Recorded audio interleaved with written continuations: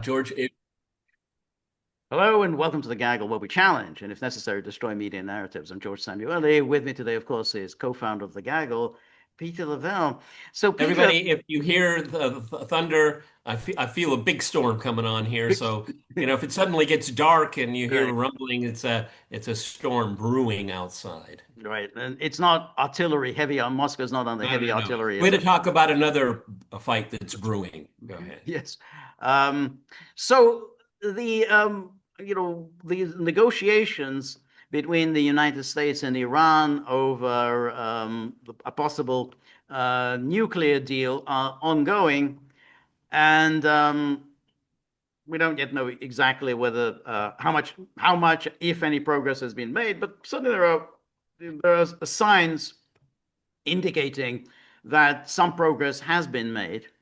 And one evidence for the fact that progress is being made is that Israel and its uh, allies in Washington are getting quite hysterical and issuing all manner of threats that Israel would just go it alone, would just decide to attack Iran all on its own and not even going to wait for the United States to join in. Very dubious theory, and to be honest, Israel, at least Netanyahu, is much too shrewd ever to part ways with the United States in that way. I think Israel knows very well which side his bread is buttered on, and wouldn't dare to do it. But nonetheless, they're issuing the threats, and then all the usual Israel's amen corner is wailing and pulling its hair out, which means that they're obviously afraid that something is brewing. So here's the and what was interesting is that the Kristi Noem, the Ah, I'm Homeland glad you Secretary, brought it up. I'm yeah, glad. she Homeland Secretary visited Israel this week. She did the On usual Memorial Day, on Memorial. They did the usual Wailing Wall that thing. was not a very good move for MAGA. All They right. did not like it. They did I not. did not like it. On the other hand, it was clear that she was sent to Israel to convey a message, which is that Netanyahu has got to get with the program. That was there was nothing here. Hey, we're right behind you or anything else. They said you have to get with the program. So here is the story from the Times of Israel. It says, report Netanyahu Trump phone call on Iran was marked by heated disagreements. After meeting Premier in Jerusalem, Trump loyalist Kristi Noem says his aides later told her that they don't remember a bilateral meeting that was quite that candid and direct. And it had to be with Kristi Noem, known dog killer. Okay. That's right. That really must have been kind of a weird experience because, I mean, no one tends to think of Kristi Noem as being kind of an intellectual heavyweight, No, okay? no. And so you have these really hardcore, you know, Zionists, and they're dealing with Kristi Noem. The only Right. thing they know about her is that she kills dogs, okay? Yes, So it's been a yes, weird meeting. yes, yes. Um, so it says Netanyahu and U.S. President Trump engaged in a heated phone call last week over how to confront Iran. Israeli television reported Monday, contradicting earlier claims that the two had reached a unified stance on preventing Tehran from acquiring a nuclear weapon. It says, according to Channel 12 News, the conversation was marked by sharp disagreements, with Trump repeatedly telling Netanyahu, I want a diplomatic solution with the Iranians. I believe in my ability to make a good deal. He also reportedly emphasized his interest in an agreement that would serve the interests of both sides. Before you move forward, George, I mean, again, we are really in this very weird situation. Okay, this was this a planned leak? Okay, are these the words of Trump? Okay, Yeah, where is this I'm not sure. coming? It I says, mean, where is this coming? I haven't heard this from the administration. Okay, I hear it on, from Channel 12. what channel? That's an Israeli channel. So this is That's coming my up. Yeah, point. right. I mean, so is this a planned leak? I mean, again, you always have to be prepared that they're setting up a scenario for all of us. Okay, just keep that in the back of your mind. Well, that's Okay. right. But it seems plausible that if the Israelis are leaking this, that they are unhappy about the American approach. I mean, they're the ones Well, who are obviously, leaking but this. is Channel 12 a conduit for Netanyahu to send a signal to his cadres in the United States? Okay, so Maybe. Yeah, I don't know. So here's the Channel 12 report on the tensions between Netanyahu and Trump came shortly after U.S. Homeland Secretary Kristi Noem said in an interview with Fox News that President Trump specifically sent me here to speak with the Prime Minister about how negotiations are going and how important it is that we stay united and let this process play out. So it's very explicit. Trump sent me here essentially to tell Israel, knock it off, stop these threats, this bluster, and we should have to stay united. And then Noam, a Trump loyalist, formerly governor of South Dakota, described her meeting with Netanyahu in Jerusalem as very candid. Very candid is never a good diplomatic speak. That usually means that this meeting did not go well. When you say it's very candid. Asked to elaborate, she declined to share what the president's personal message was to the prime minister, but the prime minister's team had a conversation afterwards with us that they don't remember a bilateral meeting that was quite that candid and direct. They don't remember anyone speaking as candidly and as directly as obviously as Trump did. And then this is an interesting art in the Atlantic. No fan of Trump's, one should say. This is Jeffrey Goldberg's Atlantic. Trump is crushing the Netanyahu myth. The Israeli leader and his allies bet everything on Trump, but he's just not that into them. And he says, by revealing Netanyahu to be a bit player rather than an elite operator, Trump has not just put the Israeli leader in his place, he has exploded Netanyahu's carefully cultivated political persona, an act as damaging to Netanyahu's standing as the Hamas attack on October the 7th. Worse than making Netanyahu look foolish, Trump has made him look irrelevant. He is not Trump's partner, but rather his mark. In Israeli parlance, the prime minister is a friar, a sucker. And then, so long as Netanyahu refuses to go along with any of Trump's grand diplomatic initiatives, which might require him to end the Gaza war or entertain some semblance of Palestinian statehood, Israel has nothing to give Trump other than symbolic trinkets.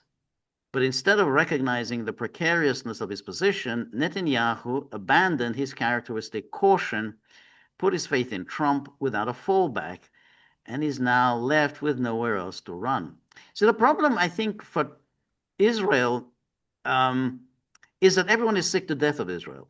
yeah. And I think that this And is also, George, I'm sorry to interrupt, and I think it's important to interject. They're making it Netanyahu centric, mm-hmm. okay, which I think is a strategy. Keep going. Yep. No, I agree with you. But the truth is that Netanyahu is the best Israel has got in the sense that Netanyahu is the only one who's able to communicate with the United States and with the West in general. His English is very good. He understands how the American political scene works. All the others, all those other characters, they're terrible. They're They're complete they're they're they're cartoonishly evil. cartoonishly evil, hysterical.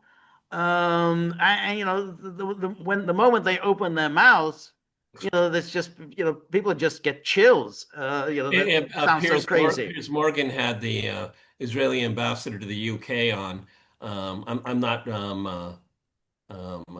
boosting Piers Morgan. I think everybody knows how I feel about him, but he did a good job in because he brought up the lunatics in Netanyahu's cabinet, and she had no real Right. meaningful reply. Matter of fact, she didn't have any meaningful reply to anything he asked. Right. Yeah, so that's why, they're making it about Netanyahu, but ultimately he's the best that Israel has got, which is why it's almost impossible to get him out.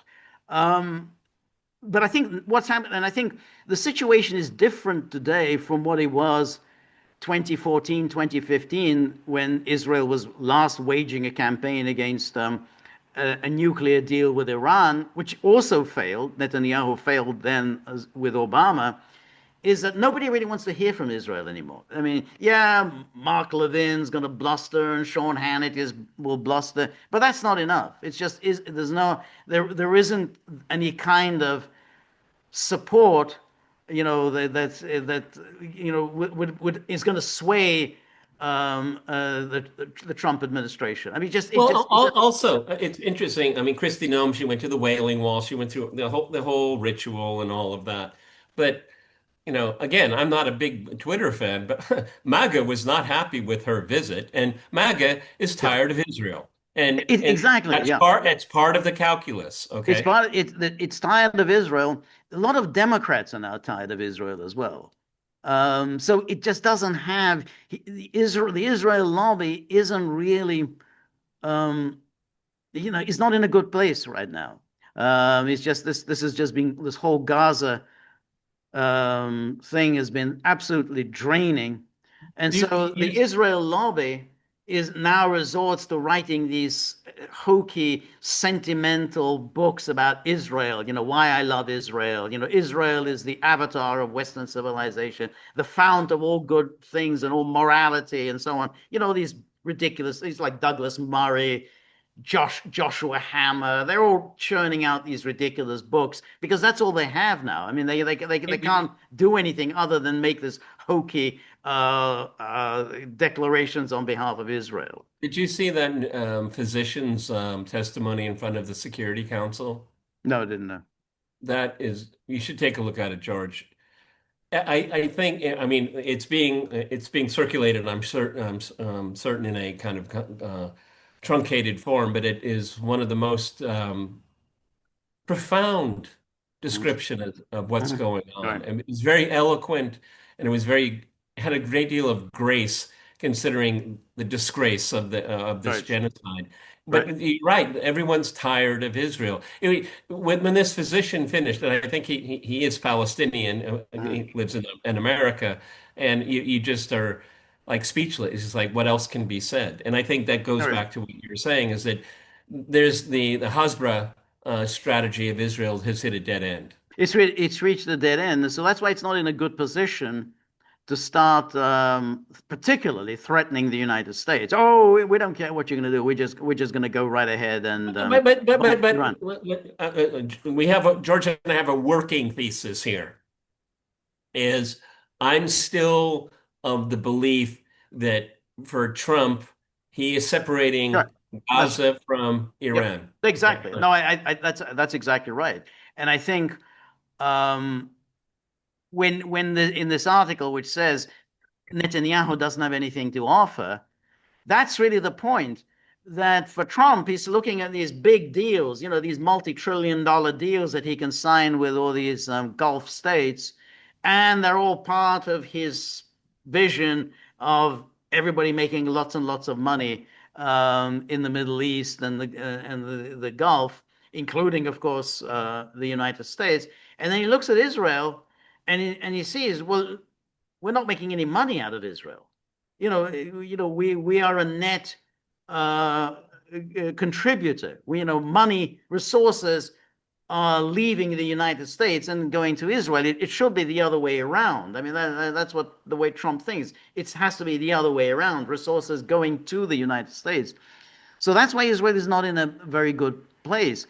And he doesn't have any of that sentimental attachment to Israel. That's all this, you can write all these books about Israel is the fount of Western civilization. We wouldn't have morality, law, whatever without the Jews. But that cuts no ice with him. He doesn't care about that. And so that's why I think that Netanyahu's position or Israel's position is just not very strong, and that's why they're not getting anywhere. They're threatening Trump, but it's not doing them any good. Yeah, and plus, um, even Trump has to be aware that he's got a lot of Israeli firsters around him. Oh yeah, Okay. yeah, yeah. And yeah, there's always that fear. We already did a video on the slow process of what's going on in Ukraine. I'm not going to put any other adjective in front of it, but he doesn't want to be rolled. No, He feels he's being rolled. right, And look, Trump has found himself in a very, very embarrassing situation because his team is negotiating another JCPOA. Okay, that's what it is. That's what they're doing. right, Okay, and they don't want to call it that. right. But Trump doesn't want a war with Iran. He doesn't want. Full stop, everybody. Full stop. He doesn't want He that. doesn't want a war with Iran for the obvious reason that he's not going to achieve anything, and I think he realizes that he's All not going those to. deals Yeah, from the tour, that's gone. right. So um, if he launches a bombing of Iran, first of all, no one's going to support the United States. He's going to have no allies at all. No one from NATO land is going to support him. No one in the UN Security Council, no one in the United Nations is going to support No him. one in the Gulf. No one in the Gulf is going to be. The United States will be entirely alone. I don't think the British are not going to join in this caper. And it'll have exactly the opposite effect. The net result will be Iran will announce we are withdrawing from the Non-Proliferation Treaty. In other words, it's now guaranteed that Iran will move towards developing nuclear weapons. That's it. In other words, the very opposite of what you're trying to accomplish. And I think he knows this. So he does all this bluster and everything, but he knows perfectly well that if he does that, if he does use force, then that's it. His policies just goes up in flame. Well, also, I mean, and now I don't want to, play junior psychologist here, but it was the Israelis that railed against Obama's engagement with Iran. It was Netanyahu that egged Trump to kill Soleimani, Right, which was a right, cardinal error. right, And even his own personal interaction with right, this guy is he's bad news. right.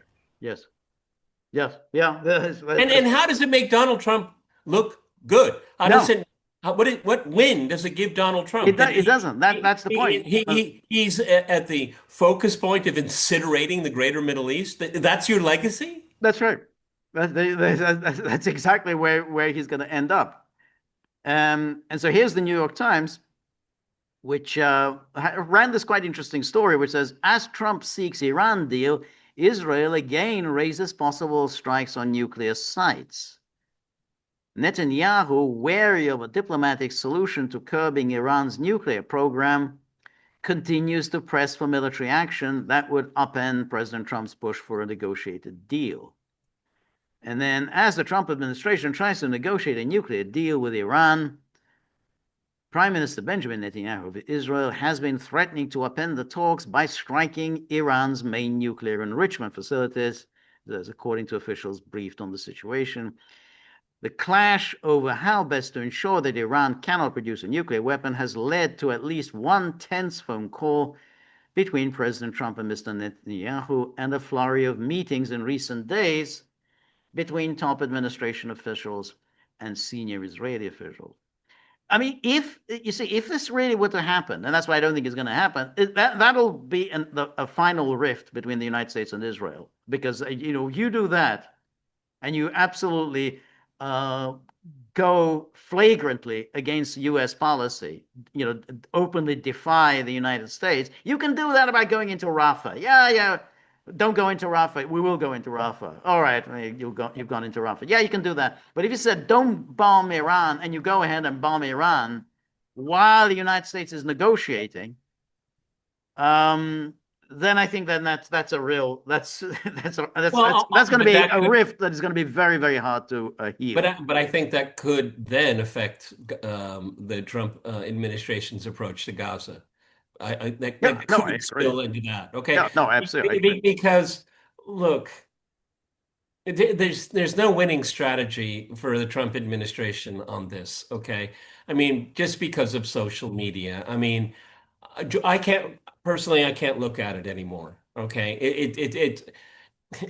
you can't unsee some of this stuff, all of this stuff here, Right. and the Trump people know that. I mean, that's why, I don't know if you've noticed, but I mean, Piers Morgan, all these other programs are bringing out everybody they can to defend this indefensible You're right. policy, and it's not working. And Good. the stench of genocide you can't get off. Right, Okay, right, it's the right. Germans. That's the Yeah, no, Germans. that's the thing, and I think but the United States doesn't care that much, except that it becomes an embarrassment. There's a point at which you would just, Except for when it becomes an embarrassment. yeah, Yeah, I'm not putting any virtue on these right, people at all. exactly, Okay, yeah, You're right, George. right, Until it becomes an embarrassment. right. That's exactly. And what's really problematic is that there's really no plan for victory. I mean, there's no way, what's your end game? Now, of course, there'll be you and others will say, well, the end game is, of course, to drive all the Palestinians out of Gaza. The United States cannot possibly support that, and it won't support that. I mean, that's just something that will be just too much um, to do, and that's why Israel's erstwhile friends are now abandoning it. I mean, because they say, well, this is where it's heading. You really are, Well, you yeah, really but are now planning to drive the people out of Gaza, and that we can't go along with that. well, okay, I guess we're going to disagree on this. I mean, um, I intuitively think that, well, if you think you can do it, if you can succeed, oh, well, then show me.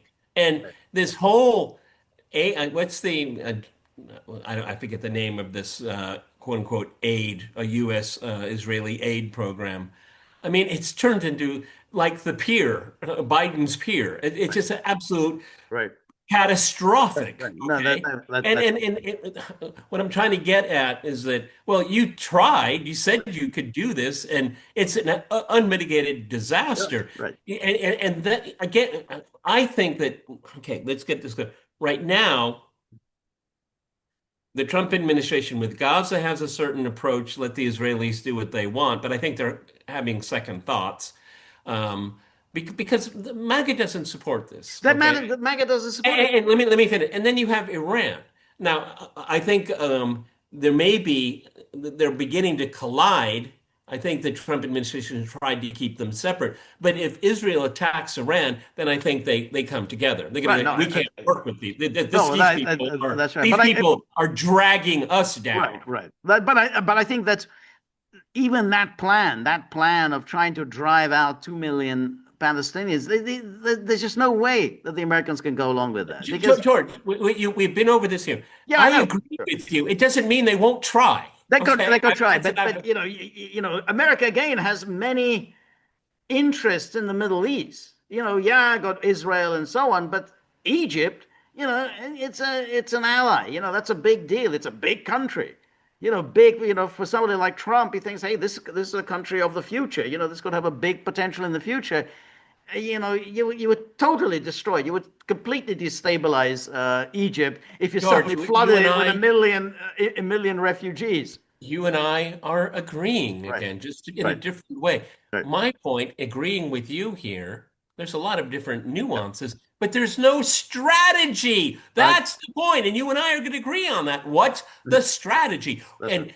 And I hate to use these trite phrases, but what happens the day after? Right.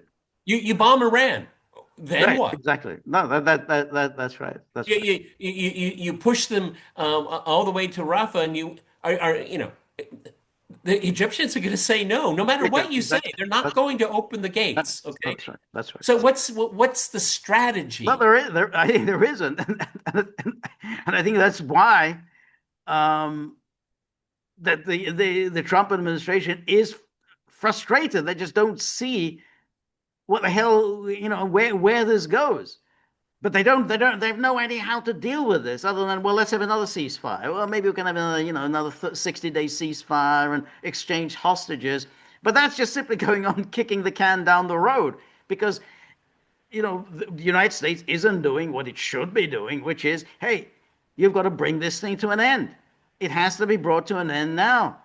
And, go back to the original plan, the peace plan, which is it's got the three-phase plan: Israeli withdrawal and then some kind of a political settlement or whatever. But that was, at least that was a peace plan. This, oh, let's have another 60-day ceasefire and exchange of hostages. That's going nowhere. Meanwhile, everyone, in the last news cycle, I'm probably going to get the number wrong, but six new major settlements are being green lighted in the West Bank. Right. Okay. Um, and because of the horrific violence that's going on in Gaza, it pushes off to the second or third Right. page what's going on in the West Bank. Right. Again, that's has American fingerprints all over it. Right. Right. Um, and then he says, Mr. Trump said on Sunday that there could be something good coming about his effort to limit Iran's nuclear program in the I, next 2 days. I wish he would stop doing that. Yeah, it really is We a. really need a little bit more discipline I here. know Stop it's a very. doing that. That's right. It's he acquired this habit early in his career. When he was no, when he was doing real estate, but he was promoting. He was always promoting. He was promoting his real estate properties, his golf courses, his Trump Air, Trump steak, Trump vodka, always promoting. And when you're promoting something, you always have to do, keep people interested, which means, hey, something big is going to happen in the next few days, because you say, yeah, maybe next year we're really going to get off the ground because people are going to lose interest. Well, I'm not going to wait a whole year. But he acquired this habit, but it's not working in this precisely with, hey, the next 2 days. Well, what's going to happen after the 2 days have gone? Then what are you going to say? Well, the next 5 days. Uh, Yeah, I mean, because, yeah, George is right. The creating anticipation, that's what he always wants. right. But um, when it comes to Russia and, excuse me, Iran, they're interested in security. It doesn't, there's no stopwatch on it. Right. No, that's right. And there's no need for any kind of stuff. Negotiations take time. It's a long process. You know, a year, 2 years. Yeah, that's the way. That's often the way. How long negotiations take place? As we've talked about, 1968 is when the Paris peace talks opened on ending the war in Vietnam. They were finally concluded in 1973. 5 years it took for the negotiations to get somewhere. Others familiar with the negotiation said that at best there would be a declaration of some common principles. The details on the discussion remain closely held and would likely only set the stage for further negotiations, starting with whether Iran could continue to enrich uranium at any level and how it would dilute its stockpiles of near bomb grade fuel or ship them out of the country.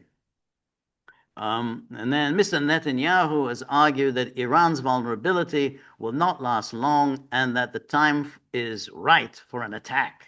And he's been saying this for 30 years. Go Exactly. ahead. Is always, yeah. Mr. Trump has argued that Iran's weakness makes it a perfect moment to negotiate an end to Iran's enrichment program, backed up by the threat of military action if talks fall apart. Israeli officials fear Mr. Trump is now so eager for a deal of his own, one Of that he'll. his That's, own. Very interesting words. that's Of right, his of own. his own.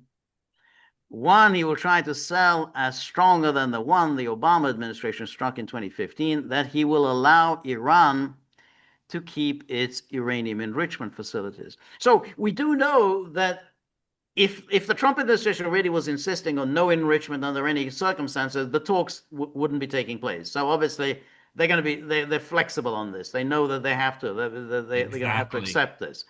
Um, and that's why the Israelis are so angry, because they know the longer these talks go, it means Trump has implicitly accepted that there will be enrichment. You can't stop the enrichment. Um, and then he says, on Wednesday, after this article was published, Mr. Trump acknowledged that he had warned Mr. Netanyahu about launching an attack while negotiations were underway. And they're now quoting Trump. I told him this would be inappropriate to do right now because we're very close to a solution. We're very close to a solution. He said in response to a question from a reporter at the White House. Mr. Trump's comment came after Mr. Netanyahu's office described the article as fake news. And then, in an effort to keep negotiations from collapsing, Mr. Witkoff and Oman, which is acting as a mediator, are discussing creative options. Among them is a possible regional joint venture to produce fuel for nuclear power reactors from Iran, Saudi Arabia, and other Arab powers, as well as some U.S. involvement.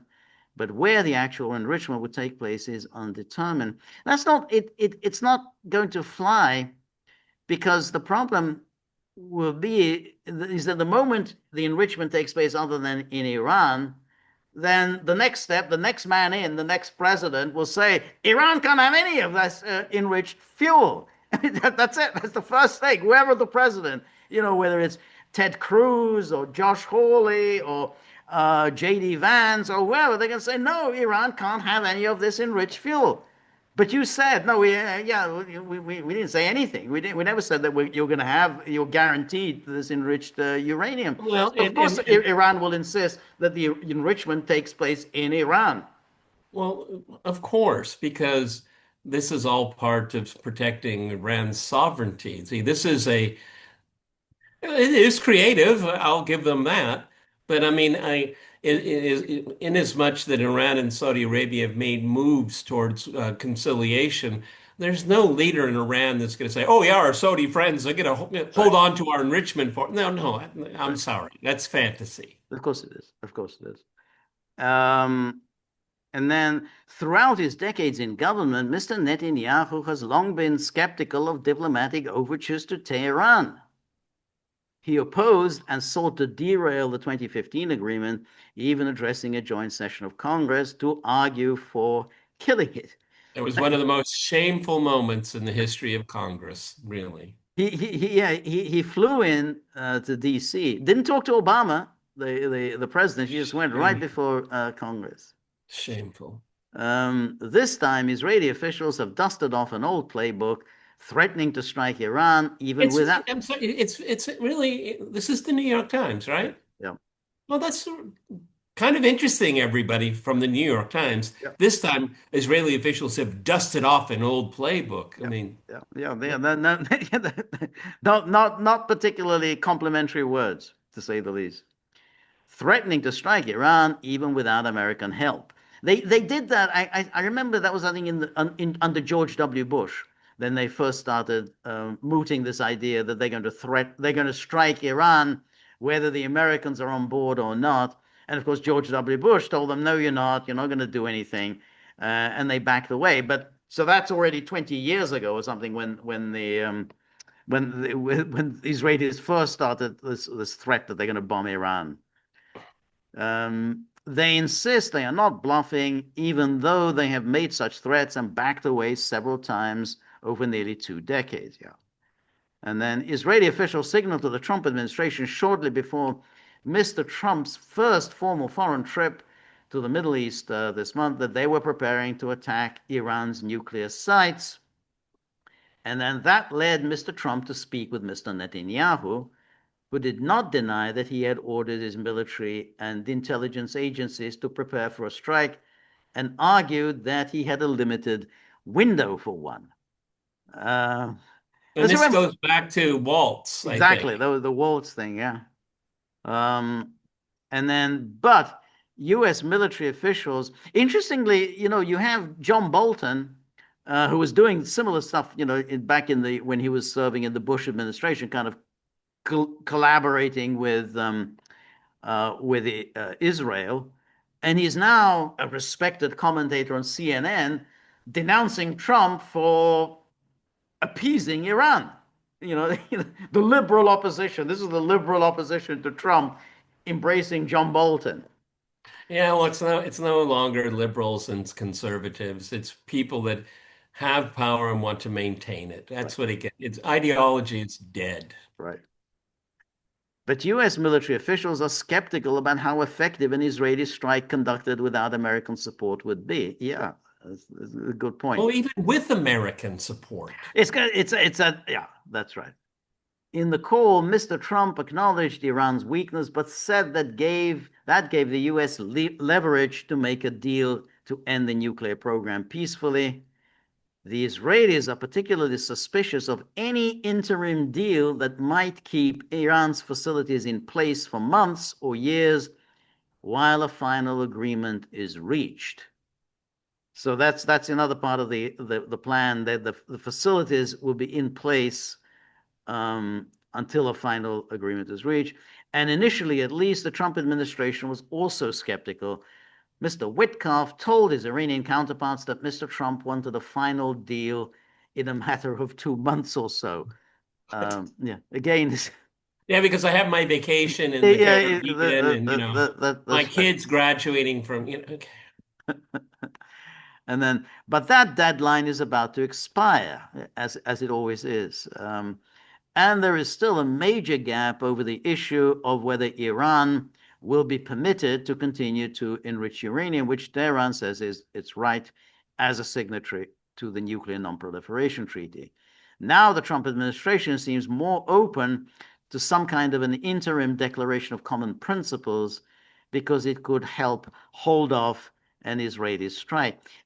The only way you can hold off an Israeli strike is by telling Israel you are not to conduct a strike because the consequences will be very serious for you. That's the way, the idea that, oh well, they're going to sell the prime, we're going to settle on this or agree on that, and that will hold off Israel strike. No, you can, you hold it off by telling them what are the consequences of you going ahead and doing this.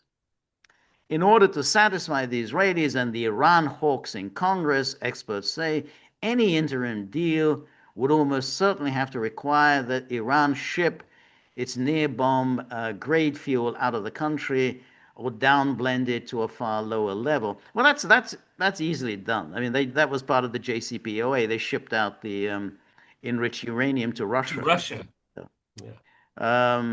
That would enable Mr. Trump to claim that he had eliminated, at least temporarily, the threat that Iran could speed its way to a weapon. And then one concern for American officials is that Israel could decide to strike Iran with little warning. U.S. intelligence has estimated that Israel could prepare to mount an attack on Iran in as little as 7 hours, having little time to pressure Mr. Netanyahu into calling it off. But that same American military assessment raised questions about how effective a unilateral Israeli strike would be without American support. Yeah. And some Israeli officials close to Mr. Netanyahu believe the U.S. would have no choice but to assist Israel militarily if Iran Yeah, counterattacks. well, see that's the fly in the ointment, everyone. Okay. Well, that's a very interesting one because I think I'm sure there are Israeli officials who think that. And Yeah. I'm sure Sean Hannity and Mark Levin would immediately be banging the drum for America to get ready to attack Iran in the Well, event you Iranian said retaliation. you said something a few weeks ago that I thought was really interesting and that I haven't heard from anyone else. That's why I remember it. If there was an Israeli attack on Iran, what would Iran do?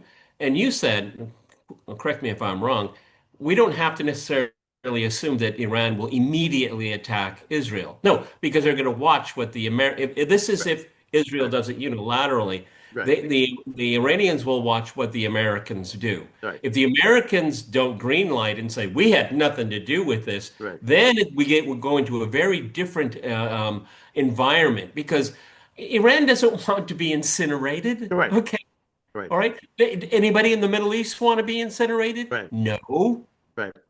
So No, that's where the Israeli thinking I think is flawed because I don't think Iran would immediately try to incinerate Israel. They're going to say, well, so is this Mr. Trump, is this the path we're on? right, Can we get off? yeah, Can we collectively get off? right, Or are we prisoners now of our fate? Mr. Right. Trump, we're waiting for your answer. No, I think it's a very good point. I think but the United States, the United States, as you said, I think could respond. I mean, I think Trump would be very angry by this and could really do what he has threatened to do. At least the media have reported he's threatening to do, which is to say, you know what? I think we're going to recognize a Palestinian state after all. I think we've kind of had it with Israel. I mean, it's what's Israel done for us? So that's what the Israelis are not really calculating Well, and properly. also, George, I keep mentioning is that Trump is going to have constraints. I mean, his MAGA is going to say, well, Israel attacked Yeah, them. I mean, they didn't attack us. that's right. That What are you doing? You're that's tying the fate of this country to another country's unilateral decision? exactly. And what MAGA will say, hey, Trump was in the middle of negotiations. There were negotiations taking place. You preempted the outcome of the negotiation. You launched a unilateral attack with you didn't wait to see how the negotiations would resolve themselves. You just went ahead and sabotaged the Trump policy. They will be very angry. I think they're going to take out their anger on Israel. That hey, Israel is acting against Trump. It's showing a lack of respect for Trump. And you can even see it in the case of Bannon. And Bannon is torn because a lot of the people around him, Yeah. they're all Israel firsters, but Bannon ultimately has to stick with Trump.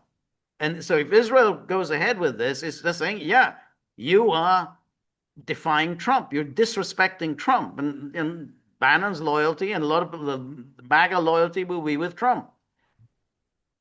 So I think they're miscalculating. What I'm not sure is whether Netanyahu, who I think is much smarter than these people, whether he would go ahead and make such a stupid decision. Well, you know, has been saying this for 30 years. Even the New York Times, even the gray lady Mm-hmm. herself, Right. is saying that he's pulled this The scenario stunt before, yeah. before. Yeah. I mean, you know, Netanyahu is going to go down in history as really one of the most demonic people that have ever walked the earth. But no one can claim he's stupid. No, that's right. And I think that's why um, ultimately you still have to think, 5 years' time, Netanyahu could still be prime minister. He could survive this. Only here, everyone, George and I have said this before, everyone's writing his Right. political Yeah, yeah, obituary. yeah, yeah. You know, history tells you, particularly in the case of this guy, Right, that's a fool's errand. right. That's right. That's right. Or maybe in 2 years' time, he'll be in prison. We don't No, know. Okay.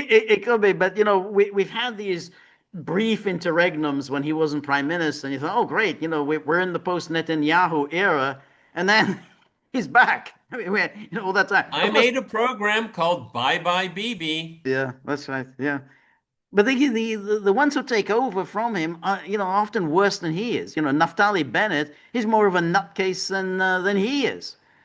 I think he's a complete It's fanatic. not a person, it's an Right. ideology, That's right. is the problem. Anyway, so here then it goes. Israeli officials have told their American counterparts that Mr. Netanyahu could order a strike even if a successful diplomatic agreement is reached.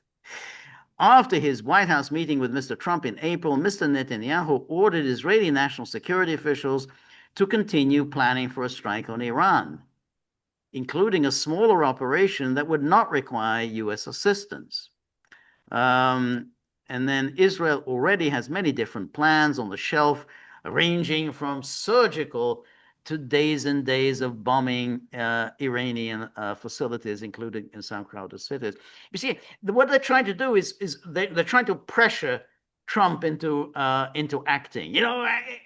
We can't hold on any longer. We got to go. You can't hold us back. You can't restrain us. And I mean that it's. I don't think this game's going to work. I mean, I think, if as you said, if the New York Times are pointing out, yeah, you've tried this before, it's failed before, it's not gonna, it's not, you're in even worse position now than you were 20 years ago when you first pulled this stunt that we're raring to go, we can't be stopped. And Um, Iranians know this too, that's everyone. right.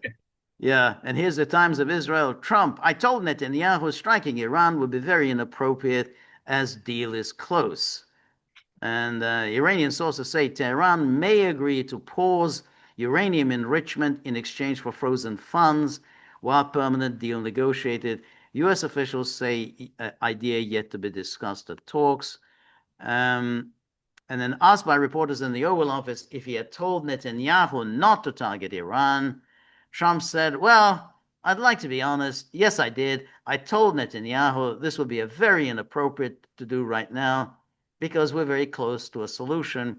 I actually saw the clip that when he said that. Mhm. And George and I are usually print driven. I know other people use a lot more video, but that video was very interesting because he was speaking honestly. You Right, could just see it. right, You could just feel it. right, And he wasn't answering the reporter's question. He was sending a message, right. very strong one. And I think again, he was sending it to MAGA. Yep, absolutely. Um, because we're very close to a solution. He added that could change at any moment. It could change with a phone call, but right now, I think Iran wants to make a deal. And if we can make a deal, that will save a lot of lives.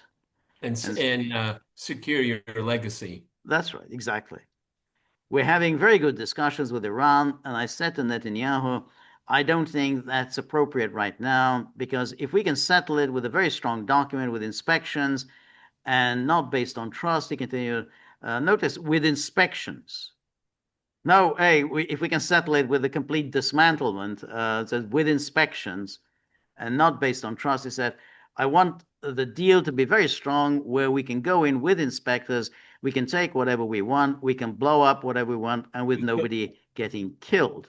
We can But blow up what we well, want. lower, but I mean the deal, which I would think is the only deal that's possible, which is enrichment continues, but under the supervision of the IAEA. I mean, that's what Easy peasy. exactly Sorry. that's right. And then I think we're going to see something very sensible. Trump said, reiterating that there are two outcomes possible in the ongoing negotiations. One that is violent, which the US would rather avoid, and the second being a deal. People will be surprised that's what's happening there, Trump added.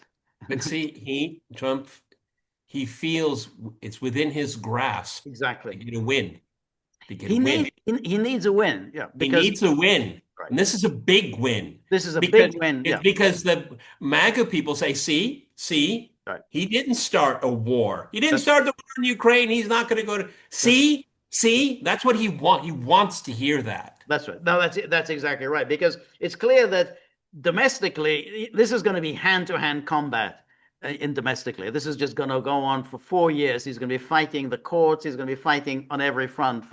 So domestically, he's not going to get spectacular victories. Here, he can get a good victory, get a lot of good press, treaty signing. Hey, I avoided a war. No one got killed. Negotiation from strength. Peace through strength. Art of the deal, and everyone's going to be happy. Um, And the Gulf elites that he recently was courting, they're going to say, yeah, Trump can make a deal. I that's mean, right. Right. Yeah. Exactly. Exactly. Negotiations are currently loggerheads over the issue of uranium enrichment, with U.S. officials insisting on its total elimination in Iran, while the Islamic Republic has called it a red line.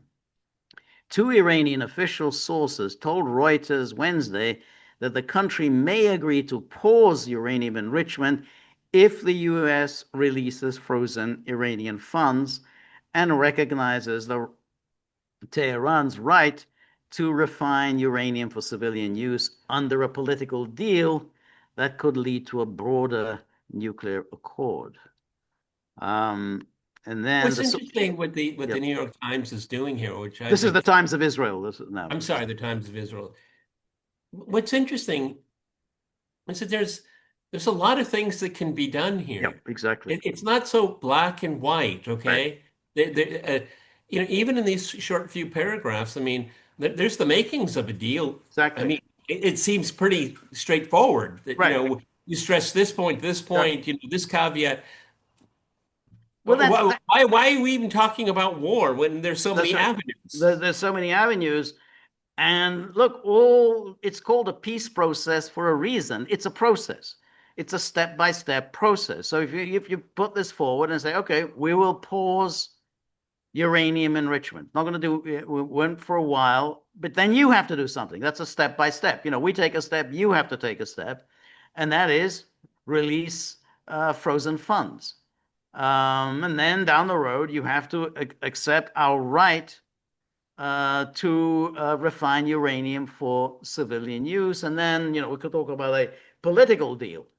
And remember, a political deal is not what Obama never accomplished a political deal. In other words, he limited everything to that JCPOA, but he never thought in terms of rapprochement with Iran, bringing to an end the whole post-Shah animosity between the United States and Iran. Trump could have the imagination to say, hey, yeah, let's start working out some kind of a political Because accord. for Trump, well, Trump will say to me, the Shah, what's it to me? See, Right, this is so much part of his right. worldview. And it cuts both ways because Trump is not particularly interested in the No, origins of these no, conflicts, okay? I'm no. sure his attention span is so short, he's probably thinking about the next golf game with Whitcoff. But on the other side, you have these people that are steeped in the Yes, history and all, but they're steeped in prejudices and yes, ideology and the right. inflexibility and stereotype. Trump is this like Palestinian, Israel's what is Israeli? What is it to me? Yes. No, I think that's a very good point because I think that's what Trump is. Trump is a practical person, which means he's future oriented. He's always, how do I solve a problem so that to make the future better, so that we don't have these problems in the future. That's a very different from those who are continually rehashing the past and stoking grievances from the rehashing of the past. He said, well, what's the point of rehashing the past? And I think that's a part of his psychology. People who know him say he really doesn't think about the past. He never wants to do that. He's always thinking the future. Like, even on personal things, he never thinks about why his marriage has failed or why certain business deals fail. He never wants to go into any of that. What happened to those Trump steaks? Yeah, the Trump stakes, because that would just depress him, and that would just prevent him from doing anything if he started rehashing things that happened years ago. And I think that's why he's saying, well, what the hell does it matter? That the Shah was overthrown in 1978. That's almost 50 years ago. Why are we even talking about this? So that's why unlike Obama, I think he has the capability of really opening up a rapprochement with Iran. Which would be a world historic win for him. Right, right, exactly. Um, and um, and then it says the sources told Reuters under this arrangement, Tehran would halt uranium enrichment for a year and ship part of its highly enriched stock abroad or convert it into fuel plates for civilian nuclear purposes. The Iranian sources said Tehran would not agree to this dismantling of its nuclear program or infrastructure or the sealing of its nuclear installations, as demanded by the Trump administration. That's what we would have thought. Instead, they said Trump must publicly recognize Iran's sovereign Yeah. right to enrichment as a member of the Nuclear Non-Proliferation Treaty and authorize the release of Iranian oil revenues frozen by sanctions, including 6 billion in Qatar. Iran has not yet been able to access the 6 billion parked in Qatar bank that was unfrozen under a U.S. Iranian prisoner swap in 2023. Tehran wants its funds to be transferred to Iran with no conditions or limitations. Well, it's Iran's money. It's Iran's money, and plus, who welched on the deal? Yeah, exactly. Who welched on the deal? It's always very funny then. when you listen to these lunatics, everywhere. Pallets of money, pallets of dollar bill. Yeah, yeah. Yeah, they always say, "Yo, I wouldn't trust the Iranians as far as I can spit." They are the most devious, characters in the world. And think, And who who's gone welches back on the on all these dish? deals? Who welches? Yeah, who will? It's like- it's exactly the same as when we were talking in that earlier video about Putin. Oh, Putin, you can't trust him on anything. He hasn't changed his view. He's outlined his position a million times. But that's, oh, they're so devious. They're always running rings around us. Tehran wants its funds transferred to Iran with no conditions or limitations. If that means lifting some sanctions, then it should be done too. And that's so. I think we're going to say that I think a deal is so easy to reach. This is really so this isn't brain surgery to see the outline of an agreement. Clearly, I mean, Iran doesn't want a war. Iran wants a deal. Trump wants a deal.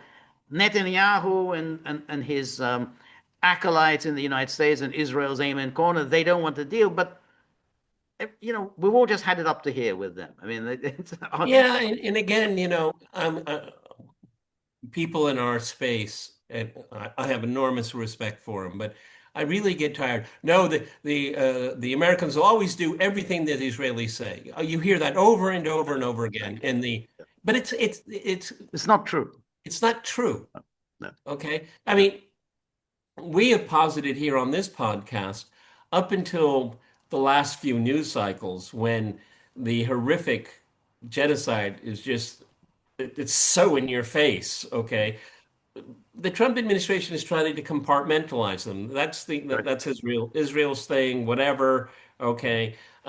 Iran, well, that is a strategic. That That's is a hugely strategic, exactly. strategic. Yeah, because And that involves the Red Sea, the Persian Gulf, the Gulf states, well, Saudi and Arabia. relations Big, with big. You're talking China, about big relations geopolitical. with Yeah, Russia. I right, mean, it's that is right, global. Okay. right.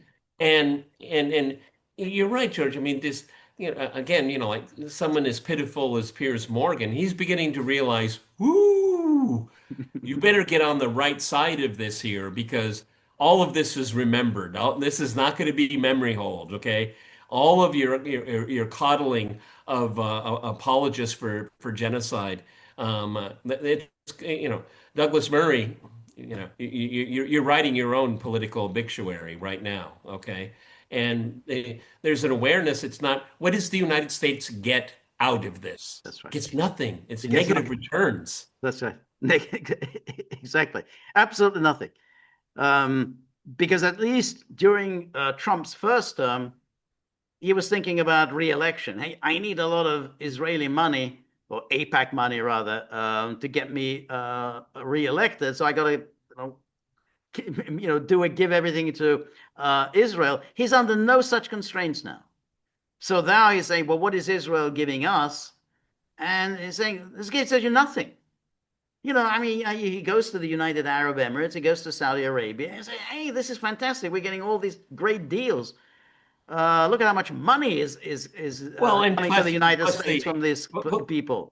plus these royal families and Donald Trump have an aesthetic commonality. They like the glittering gold Yeah, and the yeah, yeah, gaudiness and and all that. camels, Yeah, yeah, we can work with these guys. I like these that's guys. right, exactly. They're on That's right. my, You're we're absolutely singing right. from the same hem sheet here. I like this. That's right. Okay. Camels and horses and all this fancy, fantastic stuff, swords, and And it's one big golf course. exactly. Yeah, yeah, you're right. He likes the pageantry. He likes all these big events and big kind of spacious halls in which all sorts of fancy exercises take place. He goes to Israel. And he has all these dour people ranting and raving like Smotrich and Ben Gvir. That isn't And Trump. Huckabee. And And Huckabee. Huckabee, yeah, that isn't him. And so that's why Israel, and I think that's why that Atlantic article is quite interesting. Is pointing out, it's just diminishing returns for Netanyahu. Trump just isn't interested in you. He's not interested in what you're selling. Don't underestimate Bibi. Oh no, absolutely. I mean, Okay. that's the way it's looking now. I mean, we could have a Yeah. completely different picture, a few weeks' time. George and I did our ongoing commentary of what's going on with Ukraine. But the Trump administration is facing the stark reality that if it doesn't um, um, engage forcefully based on what it is defined as American interest, they're going to lose a lot, Yep, and they've lost the plot. Now, yep, this Israeli media, the New York Times, I mean, there's a realization here that war is not inevitable. It is yep, not necessary. There are a yep. lot of people in our space that Oh say yeah, that. Even yeah, heard this week, and yeah. it's just like, I don't know. I mean, I never really go. I try to stay away from inevitability. I really Right. No, do. I absolutely. I think absolutely right. I mean, I think that um, there is an attempt on the part of Trump to resolve. I think both in the case of Ukraine and in the case of Iran. He may well fail. I mean, I'm not saying, oh, he's going to do this, this, and this. I mean, he may well fail, but I think he is doing more than Biden did. I mean, that's the thing. I think he's making an effort where Biden made no effort, and I think he sees the peril that he could soon be in if he fails. If he's not. Such such a salient point. We always have to keep in mind because he says it over and over again. Never in the history of, in my lifetime, at least, has a sitting American president talked so much about the man that was before him. Right. He says it all of the time, That's right. and George is spot on right. He doesn't want to become another Biden. Yeah, that's right. Exactly. Exactly. So that the next man in is going to say, "Oh, that was those 4 years were a complete waste of time. That was a total debacle. He talked a good game, didn't deliver on anything, and that's it. That's going to be what the next man in is Right. going to say about him, just as Right. what he's saying about Biden. So He has it within his grasp. All of the downsides that George and I have talked about, the Keith Kellogg's and the Marco Rubios, and then you have the Huckabees and Kristi Noem. I mean, I guess it's performative that she's a Zionist. I mean, that's what you get donors' dollars for saying it, but it's his legacy. yeah, yeah, yeah. And that's what makes Trump very different. I mean, Biden was the perfect deep state creature, Right. and that's really why they wanted They Kamala wanted Harris him, and so much. that's right. That's right. Okay. That's exactly right. And if Harris had won, then we know exactly the policy that would have ensued.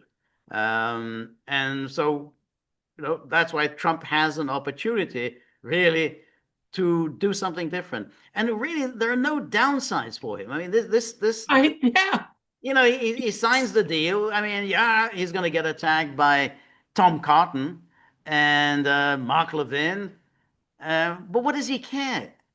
He doesn't need Tom Cotton. Let Tom Cotton, do whatever he wants to do.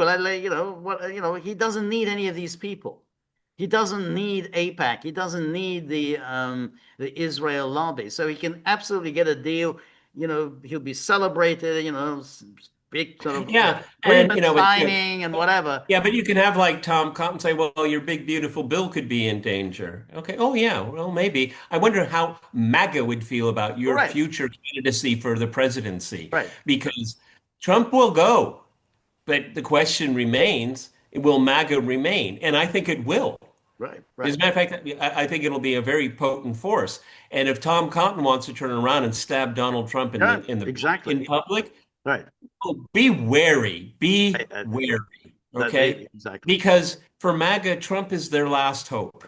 Is that a good idea? And Probably not, okay? But that's how they feel. that's exactly. And then that's the Republican Party today. It was different 2017, 2018 when they were figuring that Trump was just a flash in the pan. It was a fluke. That his victory in 2016, they can just defy him. He'll be gone soon. It's a very different situation. Tom Cotton wants to fight against Trump. He will lose He will because lose. he will have a tough Primary contest in Arkansas. That's a red Well, there are state. other Republicans Yeah, yeah, in yeah, yeah. Arkansas, That's right. everybody. Yeah. As a matter of fact, I would not want to be in a primary fight in a deep red Right, state. right, I would rather fight in a purple state, right, right. okay? Yeah, that's Because it. Yeah. there will be how many people are sitting on the bench that would Right. love to replace Tom Cotton? You're absolutely, yeah, Plenty, exactly. plenty, no shortage. That's right. It's very different from Susan Collins. Susan Collins is a senator from Maine, a very blue state. And therefore Trump really doesn't have any means of applying pressure against her because basically she relies on Democrats to support her. So he doesn't really have a make it. But Arkansas, that's a very different case. And in a red state, Trump has real mechanism to put pressure on them. Same with Lindsey It- Graham, South Same with Carolina. Lindsey Graham. Yeah, yeah, And Ted Cruz, I'd be very careful. I'd be very careful with Trump, okay? yeah, I think so. Because Ted Cruz is just like the rest of them, okay? Just rhino nonsense, And okay? again, the interesting with Ted Cruz is that Trump huge, hugely won in Texas. Cruz, did much worse. Trump ran much, much better in Texas than Cruz did. So again, Cruz, you really want to have Trump against you in Texas, then you're going to have a real problem on your hands. So, the numbers just don't There are favor Cruz. plenty of people in Texas that would love to run against Ted Yeah, Cruz.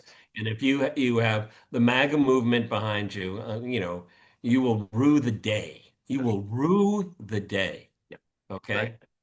So anyway, I mean, in total here today, um, um, we're not particularly optimistic about the Ukraine Ukraine. That's negotiation. right. With That's Iran, I even think with what the Israeli press is saying, right.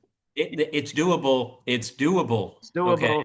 And the very fact that they're getting so hysterical would suggest to me that we could be on the brink of a deal. And hence these wild and ridiculous stories that they're And trying to. I have a challenge for our viewers. Okay, and it's not a tip jar challenge, which George will do that part. I will do something else. Those of you that have watched this, and I know a lot of you watch other podcasts, you tell me, okay. So, George and I are putting a marker down right now, okay? And we could be wrong, okay? That's very, very possible. But all of this pessimism, it's not possible. Mhm. The lobby runs everything and all that. I don't buy it. I No, don't. I don't. I think they have enormous influence. Yes, they in Congress, getting their appointees and all that, but it doesn't always No, translate into getting what they no, want. that's Okay. right. That's That's the exactly only nuance that I'd like to put here. And that's why we do this, because right. I hear everything the same as everybody else. Right. And I just kind of scratch my head. Well, maybe, Right. but I'm not so No. cocksure. No, I think so, and it's such an oversimplified view. Oh, Israel runs the United States. Oh, Washington is entirely run by AIPAC and Israel. It just isn't the case. Yeah, on the Palestinian issues, maybe they prevail. On other issues, clearly Israel does not prevail. And I think the fact that they're getting so hysterical and basically Netanyahu is just told, you better get with the program or you'll have to face the consequence. It just shows, yeah, on matters that really are important for the United States, Gaza unfortunately is not very important for the United States, but on matters such as the security of the Gulf, the Red Sea, Straits of Hormuz, the balance of power within the among the Persian Gulf states with Saudi Arabia, Iran's links with Russia, and so on. Those are issues they say, no, we deal with that. Israel, stay in your lane. So it's just an oversimplification. Say, oh, Israel runs everything. I agree. I agree. Okay, we'll see how it plays Right, out. Never underestimate the cast of characters that are involved in right, all of this here. But the Gray Lady is scratching its head. right. Something's going on. All right, this is a guy with Peter and George. This was our wrap for Friday. We'll be back on Sunday. With God's help, with three rosaries, we'll do a live stream on Monday. And George is now going to hawk for the tip jar. Go ahead. The tip jar, because the dogs are saying, look, we've been working here, we're doing all the heavy lifting. Yes. We work a year and a day for these podcasts. And yet the dogs are saying, we keep checking the tip jar. What are we getting out of this? And so they feel that the right business model has not been established. They're very like that. They're sort of Trumpians in that way. So Transactional. yeah, that's very transactional. They take their cue from Trump. So if you have uh, bills, gold and silver coins, crypto, big items. They like big items. Don't worry with pennies. They're not interested in pennies. So if you have anything like that lying around, straight into the tip jar. Without even thinking about it. Um, we're very grateful for all of your help, friendship, and support. The more you're able to donate, the more of these videos we can make, the more we can improve the technology, and above all, we can have a rest from this constant complaining from these dogs. It's just getting exhausting. So remember, if you like the gaggle, please like, share, and subscribe. See you soon. Bye bye.